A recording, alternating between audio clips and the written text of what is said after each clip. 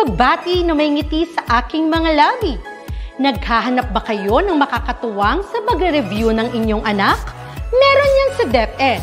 Ang Itulay online tutorial ay libre at handog ng ating kagawaran sa pangunguna ng OUA ICTS EdTech.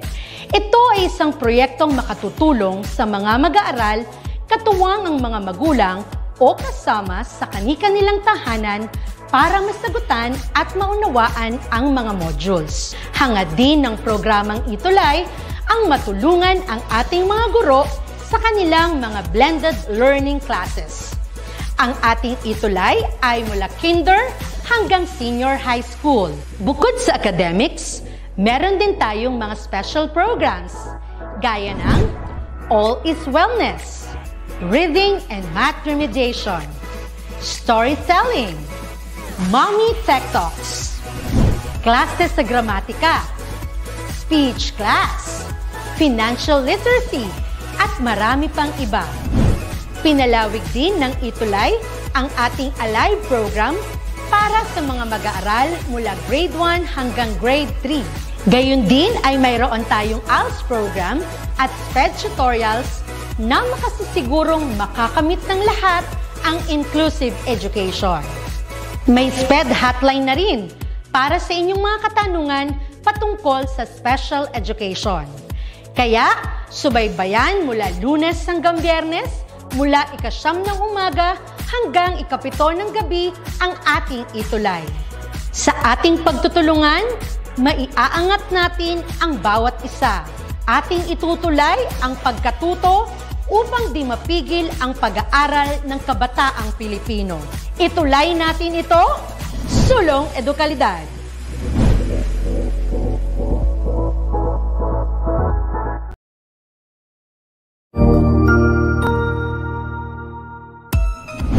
Mabuhay! Good day to all! I am your tutor Madge. Welcome to Itulay, a free online tutorial, an initiative of the Department of Education, Information and Communications Technology Service, Educational Technology Unit, ICTS EdTech. This program is aimed at helping and assisting learners from kindergarten, senior high school, ALS, Alive, and SPED learners. Aside from answering the modules, the Itulay is offering programs which you will surely look forward to.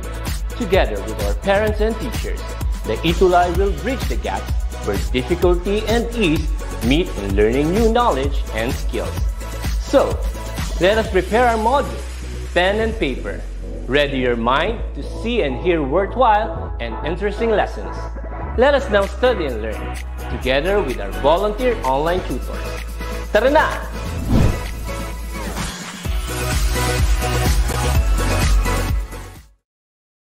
Grade learning sa technical drafting. Ako po si Tutor Romel, and let me help you explore the amazing world of sketches and design. Upgrade your learning today, design your tomorrow, and build your future after. Welcome to Itulay Online Tutorial.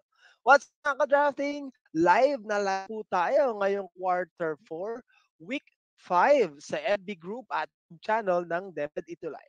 So po kayong lahat, sana po ay mabuti kayong kalagayan. At katulad po na lagi ko sinasabi, tuwing Friday, sana po ay naging maayos po ang takbo ng inyong linggo simula nung Monday at hanggang ngayong Friday. At syempre, kung medyo lalabas kayo bukas, weekends, ay sana po patuloy pa nating proteksyonan ang ating sarili sa pamamagitan ng suot ng face mask at pag-alcohol po, paglalagay ng alcohol ating kamay, sakaling tayo ay humawak man sa bahagi ng lugar na pinuntahan po natin.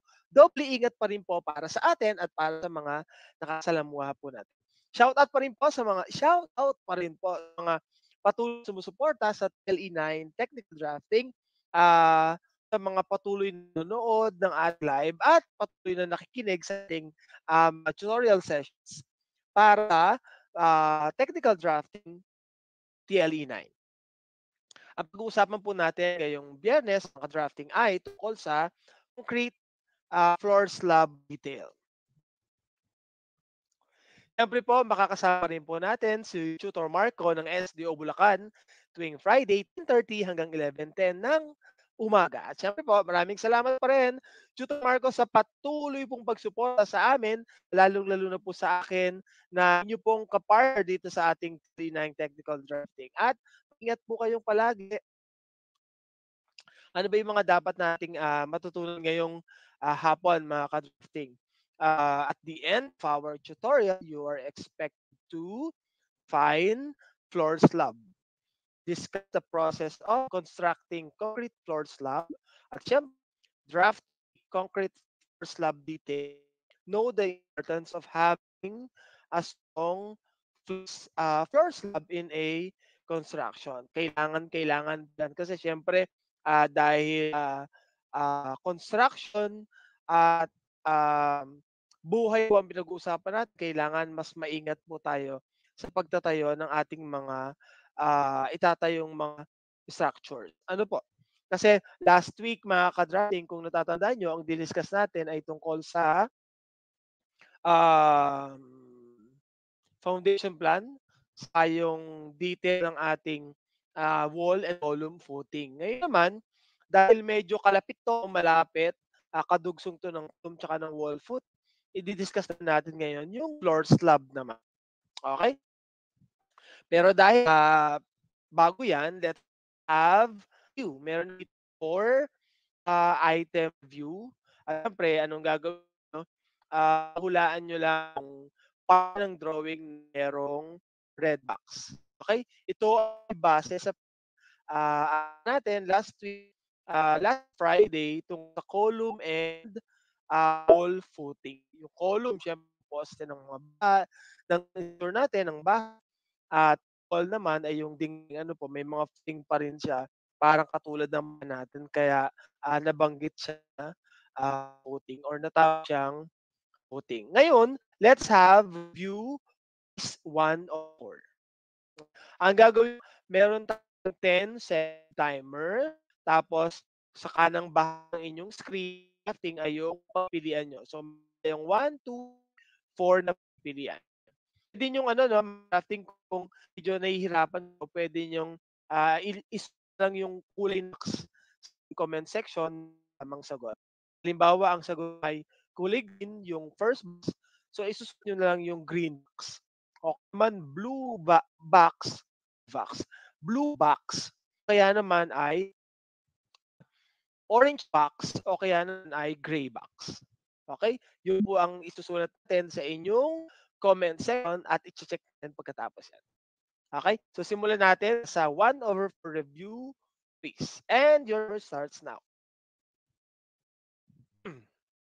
Ang tinuturo ng ating red box ay yung may mga text dun sa ating question, no? Sa ating picture sa kanang bahagi ng inyong screen. And time's up. Ano kaya ang tawag dyan sa mga text na yan merong box, no? Red box na merong red box.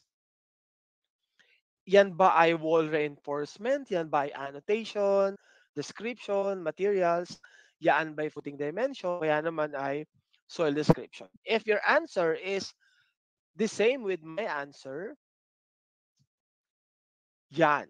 Ang tawag dyan, annotations, descriptions of materials, use of materials, size of materials to be used, etc. So, nakalagay dyan yung description ng material, yung bakal na ginamit, anong klaseng bakal yan, paano siya inilagay, and so on and so forth. Mga instructions or annotations. Okay?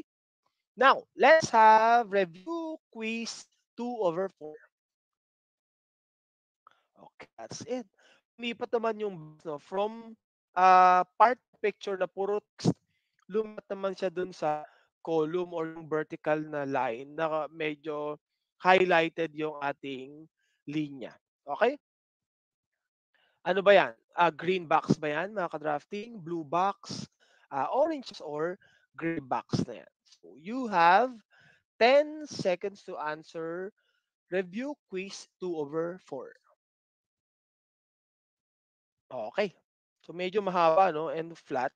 Ano kaya yan? Pero ang nakalagay sa picture, mga drafting, ay yes, time's up. Ang nakalagay ay detail of WF1. So ibig sabihin, ang inuulaan natin or pinapasagutan natin ay nalaman sa wall footing. column footing yan, ang nakalagay CF1. Okay? Ano kaya ang tawag dyan? If your answer is the same with my answer, yes, kulay green box, no? Ang tawag dyan ay wall reinforcement is assumed to be deformed high-yield steel bars. So, ibig sabihin, ah, nakalagay yung column and wall footing yung description or yung steel bars na ginamit. Yung represent drawing. Next, review quiz 3 over 4. And your timer starts.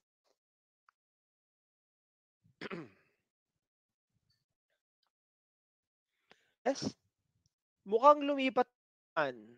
And time's up tayo mga ka-drafting.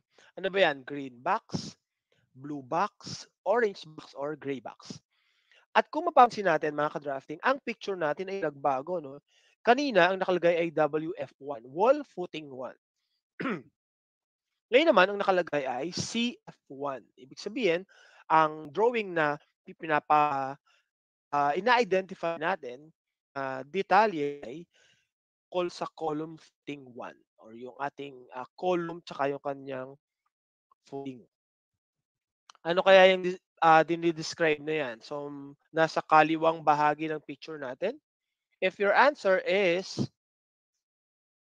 soil description, that's correct. So, nakalagay dyan yung ating soil description, mga ka-drafting, makita kung anong klaseng lupa ba yan, tsaka yung distance niya from the footing dun sa natural ground line or natural grade line. Let's have review question 4 over 4. Okay, and your timer starts now.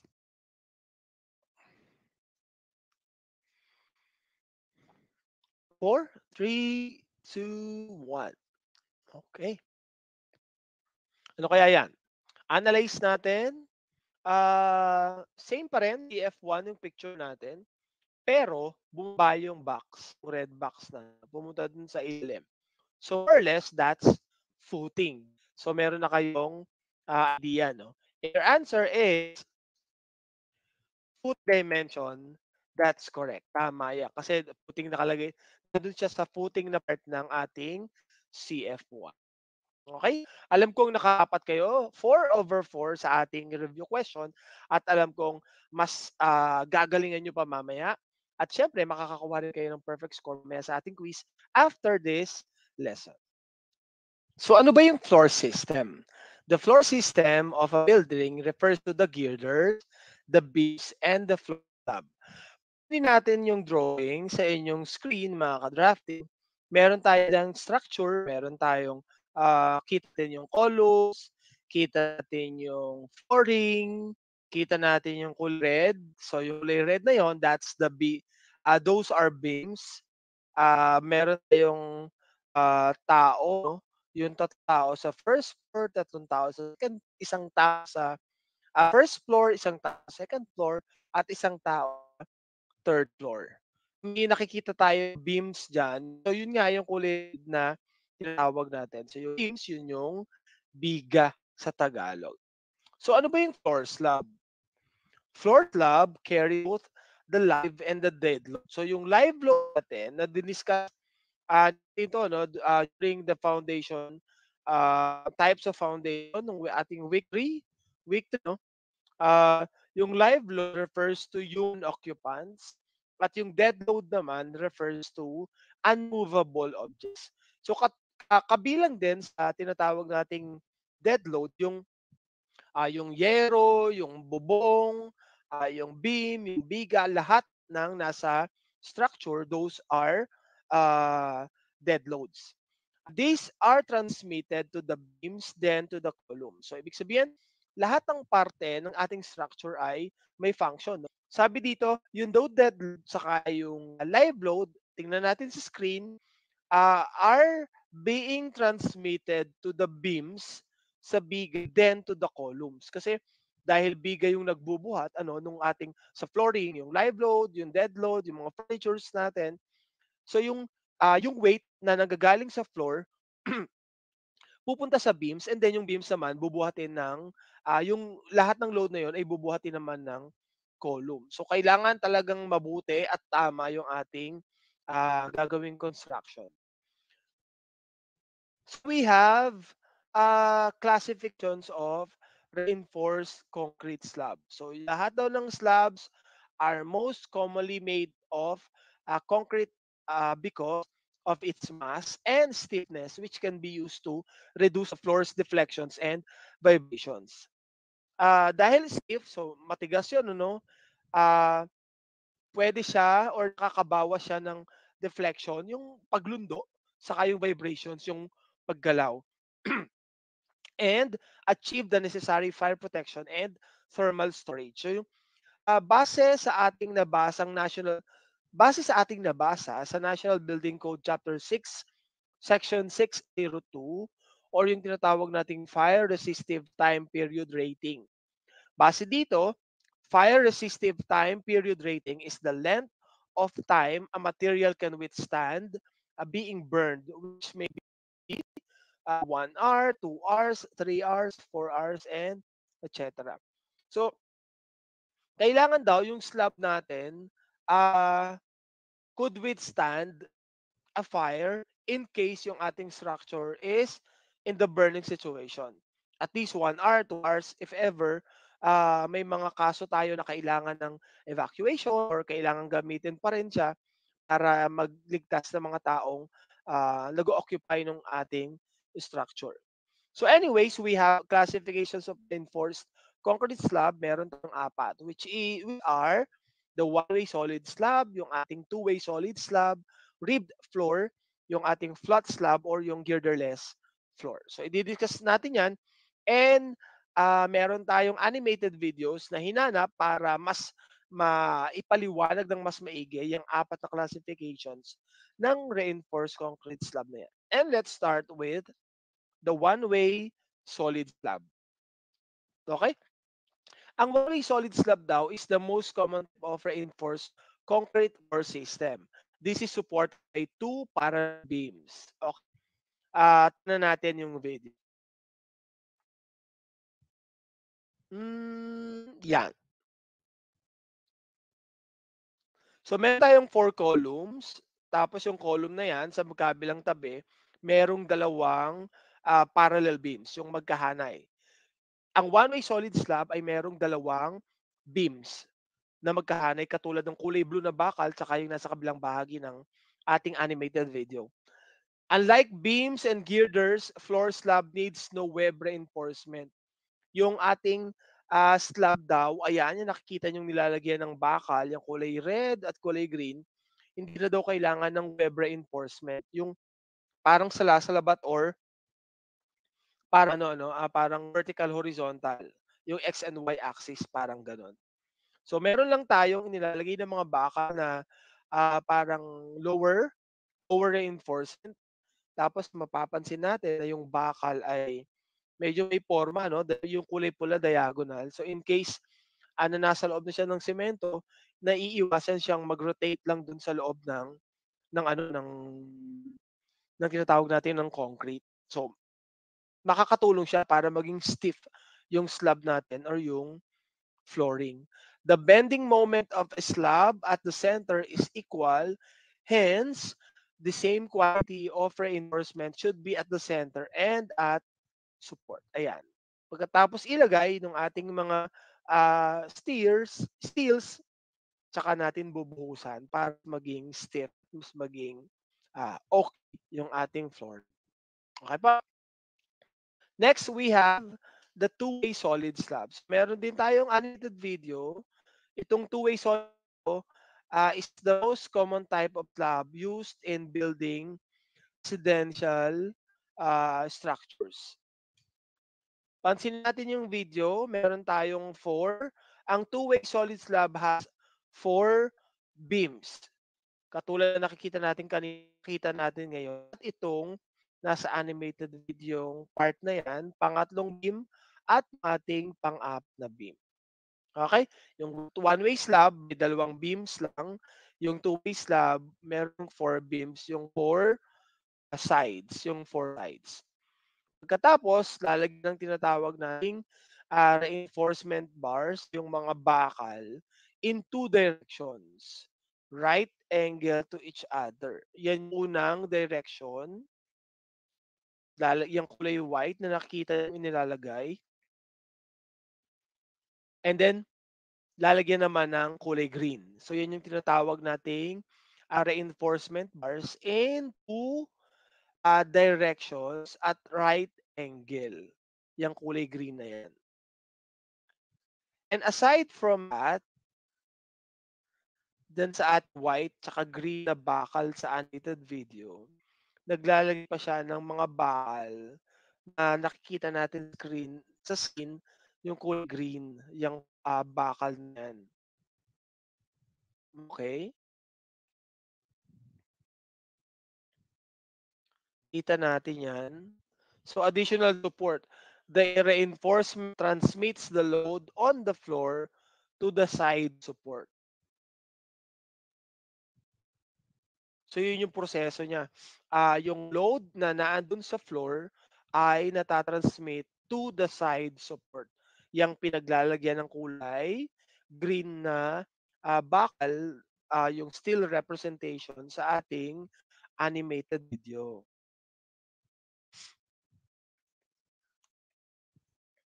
Tapos meron pa rin tayong nakikitang inilalagay na brown na bakal.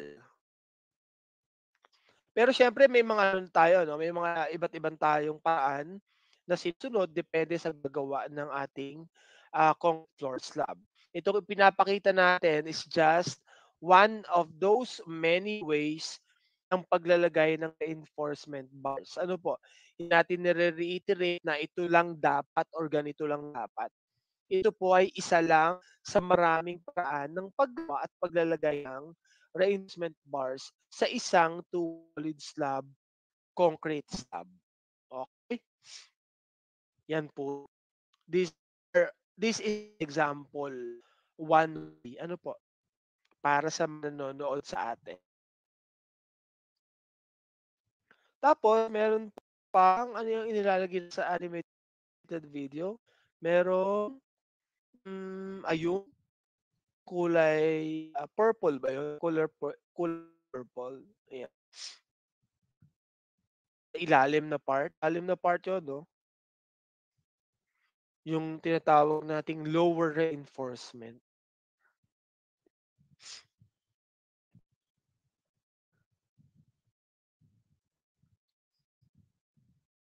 Okay, so yan yung paraan ng paggawa ng two-way salt slab animated video version. Pangatlo naman natin na classification ng reverse concrete slab is what we call the rib slab. Yung ribs are made up of wide band beams running between columns with narrow ribs spanning the orthogonal direction. Nagamit tong rib slab na to, mali po, no? Normally ginagamit siya sa tawag nating fairly small ng mga apart houses, hotels, medyo kakaunti yung tinatawag na live load na pwedeng stay dun sa lugar. Let's watch this video po. So naglagay tayo ng pang lintel or columns. Na-discuss natin to sa sa floor. Saan ba 'yon? Foundation last time, the columns, of columns. Naglagay ng lintel, tapos yung mga horizontal na beams na 'yan, tapos yung kulay yan, yung material na 'yan ay parang hollow blocks, 'no? Isang klase ng hollow blocks na inilalagay sa ibabaw, parang support. So yung nakita natin na columns or lintels, parang siyang scaffold to support yung pagbuhos ng ating second floor. Pati yung hulog dun sa bahay, ilalagyan din ng rib slab. So yung rib slab na yan, lalagyan pa rin ng bakal, ng reinforcement, steels, pagkatapos sa kabubuhusan. At papansin natin, after buhusan, yung slab or yung rib slab ay nagkakakorte. No, yung parang naging uka yung ilalim dahil nga dun sa pinaglagyan ng hollow blocks. Tapos yung in between hollow blocks, yun naman yung nagiging parang aesthetic design din. Pero siyempre meron pa rin siyang function dun sa ating floor slab para mag-carry ng load 'no, para maging magbuhat siya ng live load na possible na andun sa ating structure. At siyempre kailangan mas maging maingat tayo. Nakikita natin yung kulay violet, nagkakaroon siya ng shape. Kailangan maging maingat pa rin tayo sa mga structure na design or gagawin natin. Okay? Next, have uh, pang-apat, flat slab girderless floor. So yung flat slab is a two-way reinforced concrete slab that usually does not have, nakikita natin sa animated video, walang beams and girders, and the loads are transferred directly to the supporting concrete columns. Ayun no, yung columns na yun, yung apat na white, yung columns natin, at nilalagyan natin ng concrete spacer. Yung flat plate is a two-way reinforcement concrete framing system utilizing a slab of uniform thickness. Pansin natin yung ating lower reinforcement, ayan yung nakikita natin sa animated video, ay nakakonekta dun sa columns, no? Yung bakal dun sa column. Ayan. Parang more or less yung deal na yan is a slab or parang, ano nga yun? Para siyang board, no? Para lang tulong na ilagay yung mga reinforcement. Pagkatapos puwede rin siyang or tinatatanggal na din siya after matuyo yung semento na ibinuhos. And then nagkakaroon pa rin web reinforcement kung 95 degree na direction. Tapos lalagyan ng second lower reinforcement at additional reinforcement for positive moment. Ayan. So may color coordination para mas madali nating makita. Maraming salamat no mga gumawa ng video. Katulong yan para ma-explain ng mabuti yung classifications ng reinforced concrete slab. And then maglagay ng lower slab, meron yung parang and ilalagay naman per reinforcement. Kung mapapansin natin sa flat lower reinforcement, upper reinforcement, parang butas ilalim, no? Open yung gitna, sorry. Open yung gitna and the upper reinforcement. Ayan. So, kulay ng ating parang yun, no? Upper reinforcement net. Ayan. Function ng reinforcement saka ng upper reinforcement. So, sila yung nag-hold doon sa ibinto semento para hindi naman flexible or yung at in case na gamitin na at lagyan ng mga furnitures. Maraming detalye. Tingnan natin yung napakita po natin is just one of those many way ng paglalagay enforcement steel natin. Hindi lang po ito yung dapat na sundin. Ito yung tawag nating marami pa pong ways. Although, syempre, bawat presentation natin ay sumusunod tayo dun sa mga nag-uutos National Building Code. Yan.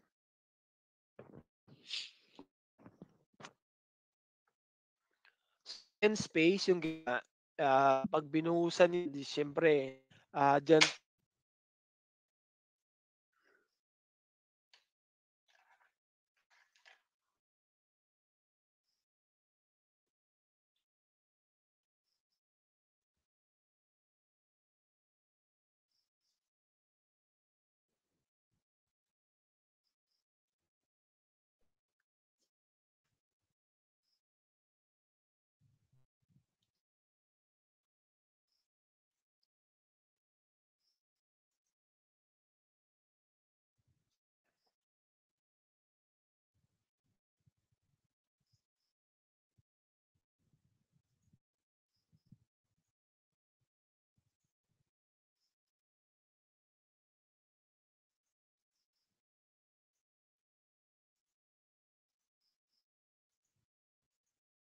Ayan. So, open space.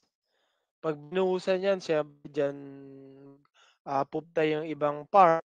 So, diyan pa yung part na, binuhos para mag-hold 'no, dun sa lower reinforcements at sa upper reinforcements. Maraming bakal na kailangan since, according to the description, ang slab ay ginagamit sa large industrial structures, park garages, ramp, warehouse, high-rise buildings and hotel.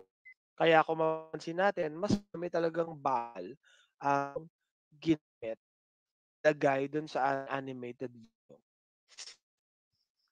Pagkatapos niya, bubuhusan at patutuyuin, and siyempre ready na for use. Okey? So yung classification of reinforced concrete slab ay siyempre may mga advantages yun, depende dun sa mga considerations natin. Siyempre mas magiging matibay ang ating concrete slab kung yung space column ay hindi na masyadong malalayo. According to the building code, ang distance between two columns is standard ay 3 meters. Gano'n din yung floor slab. Mas magagamit fully yung slab natin kung medyo hindi masyadong malaking distances columns.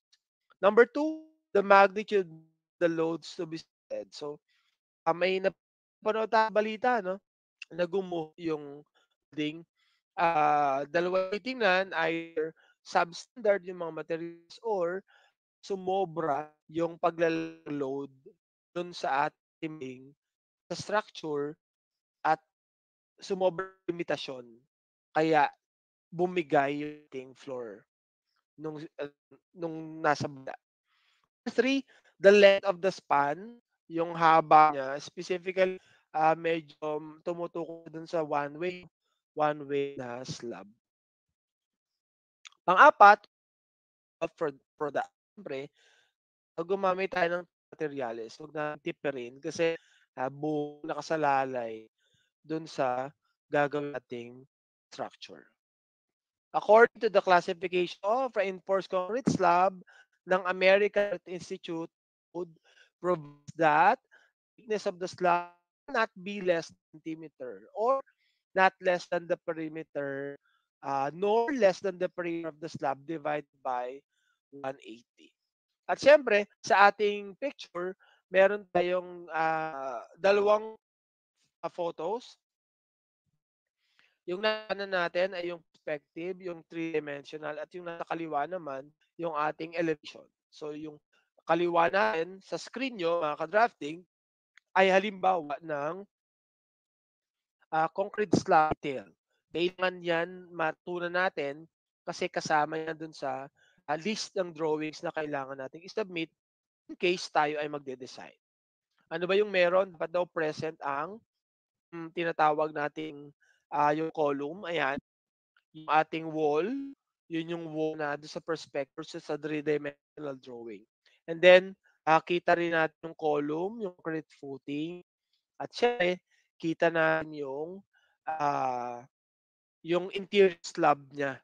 Ayan. So, yan yung representation ng drawing natin pag ito ay isa ng concrete slab detail at ito ay galing sa tinatawag nating perspective drawing. Sa ating next slide, meron tayong sample concrete floor slab detail. Kung mga ka-drafting, gagawa tayo ng concrete slab detail, kailangan daw press yung apat, at least yung 4 na papakita ko sa inyo. Yung kailangan daw kita yung wall and or column footing. Depende dun sa structure natin. Kung mapapansin natin, drawing,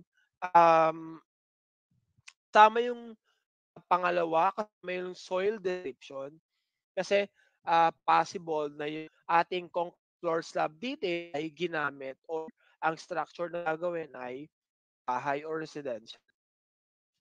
And then kailangan kita rin daw to yung annotations, yung steel bars, descriptions, yung finishing concrete, kailangan daw kita doon. Halimbawa, nakalagay dyan, 1-inch cover to mesh reinforcement. So, ibig sabihin yung